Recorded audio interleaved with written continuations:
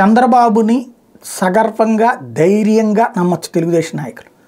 ఎందుకంటే పవన్ కళ్యాణ్ లాంటి చరిష్మాటిక్ లీడర్ని 24 స్థానాలకు ఒప్పించగలిగినటువంటి చాణక్యమైంది.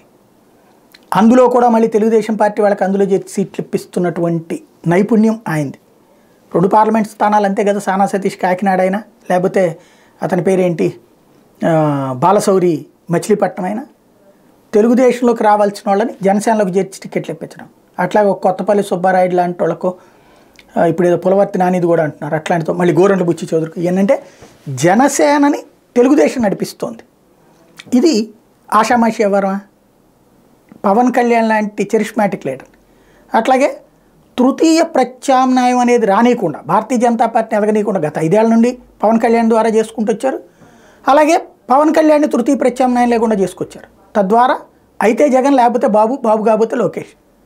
ఈ స్థాయి టాక్టిక్స్ ఎవరికి చేతనైంది? కాబట్టి రాబోయేటువంటి రోజుల్లో చంద్రబాబు మరిన్ని స్కెచ్లు వేయగలడు, పార్టీని ప్రభుత్వంలోకి తేగలడు. 2004, 2009లో ఓడిన తెలుగుదేశం పార్టీ 2014లో అంత 2 రాష్ట్రాల సంఘర్షణ వాతావరణం మధ్యలో గెలవగలిగింది ఆంధ్రాలో అంటే బాబు నైపుణ్యం ఇప్పుడు కూడా ఆయన చేయగలరు అన్నట్టు నమ్మకం ప్రతి తెలుగుదేశం కార్యకర్తలోనూ ఉంది.